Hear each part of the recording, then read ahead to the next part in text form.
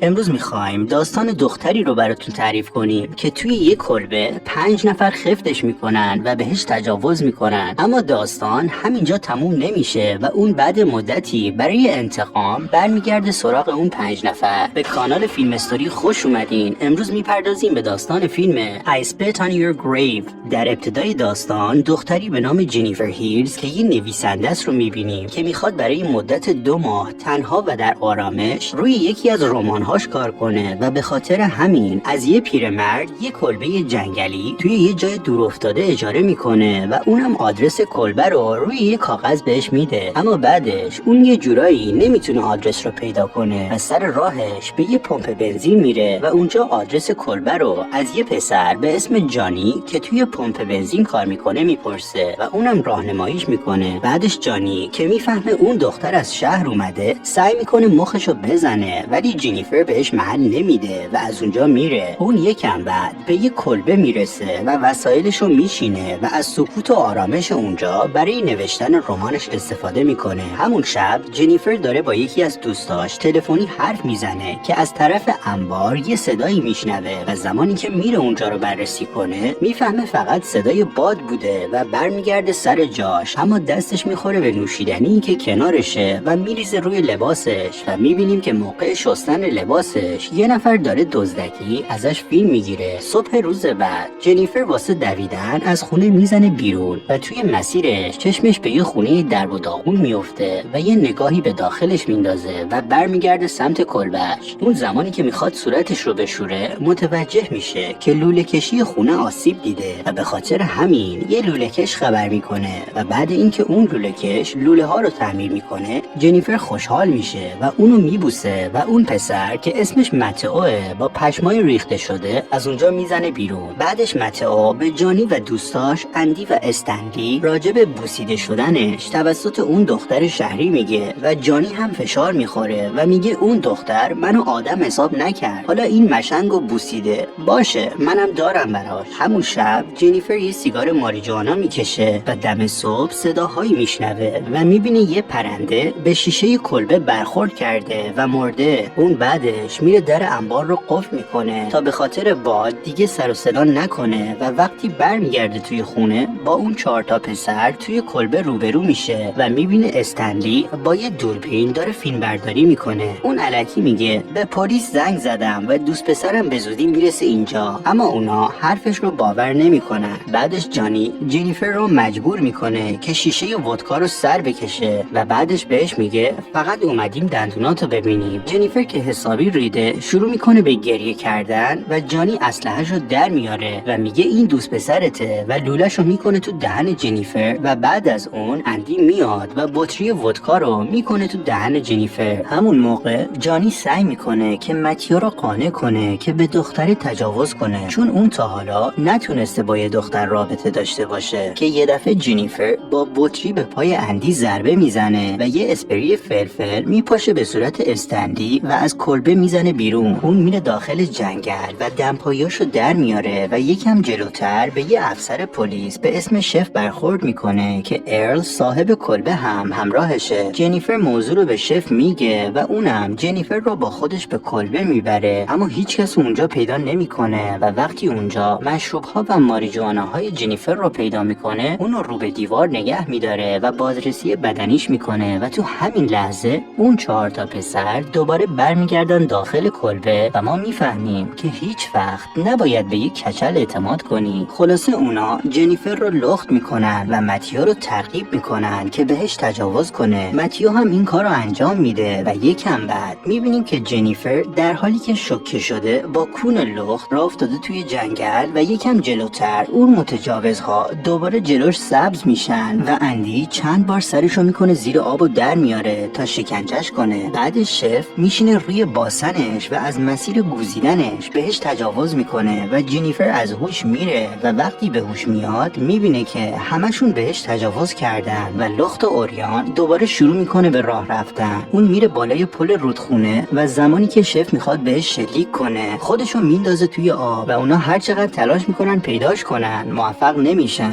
بعدش شف فیلم دوربین استنلی رو له میکنه و بهشون میگه برگردن به کلبه و وسایل دختره رو آتیش بزنن. میکنن، جوری که انگار از اونجا رفته و خودش هم کلیدهای کلبه رو تحویل ارل میده و میگه خانم هیلز رفته و ازم خواسته که کلیدها رو به تحویل بدم. مدتی بعد در حالی که شف کنار زن شاسی بلندش داره فیلم نگاه میکنه، ارل به خونهشون زنگ میزنه و میگه بستگان خانم هیلز گفتن 2 ماهه که ازش خبری نشده و آخرین کسی که اونو دیده تو بودی. شف هم میگه باشه، خودم حلش میکنم. روز بعد استنلی به جانی و اندی خبر میده که نوار فیلم تجاوز رو دزدیدن. اونا هم میگن مگه شف اون نوار رو از بین نبرد؟ استنلی هم میگه اون فقط یه نوار خام بود و جانی هم از شنیدن این موضوع بدجوری عصبی میشه. شب که میشه جانی متوجه یه صدایی میشه و میفهمه که یه پرنده مرده به شیشه خونش برخورد کرده. اون اولش فکر میکنه دوستاش دارن سر به سرش میذارن، اما وقتی 3 بار این اتفاق میفته اون عصبی میشه و شروع میکنه به شلیک کردن و بعدش یه لنگ از دمپایی‌های جنیفر رو پیدا میکنه. روز بعد شف با یه دسته گل میاد خونش که یه حالی به زن شاسی بلند و باردارش بده که زنش میگه یه دوست برامون یه نوار فرستاده ولی من هنوز ندیدمش. شف هم که موضوع رو میفهمه میره پیش بقیه و نوار رو میکنه تو دهن استنلی و بقیه میگن اون نوار رو یکی از استنلی دزدیده و ما اونو برای خانوادت نفرستادیم. بعد شف ارل رو با خودش برای شکار میبره جنگل و یه شیشه الکل میده دستش و 2 تا گلوله حرومش میکنه. اما همزمان متیو که دچار عذاب وجدان شده میره توی کلبه جنیفر و اونجا چشمش به جنیفر میفته که روی مبل نشسته. اون از متیو میخواد که بره کنارش بشینه. اونم 4 دست و پا میره پیشش و میگه متاسفم و همزمان جنیفر یه طناب میندازه دور گردنش که خفش کنه. مدتی بعد استنلی و اندی به جنگل میرن تا دنبال متیو بگردن چون مدتیه که ازش خبری نشده. بعدش اندی وارد همون خونه متروکه‌ای میشه که قبلا جنیفر موقع دویدن دیده بود و متوجه یه تخت میشه که یکم خون روشه. همون لحظه استنلی جنیفر رو توی جنگل میبینه و وقتی میخواد بره سمتش یه تله پاشو گاز میگیره و فریاد میزنه و از اندی کمک میخواد. وقتی اندی خودش رو به اونجا میرسونه جنیفر با چوب بیسبالی که دستشه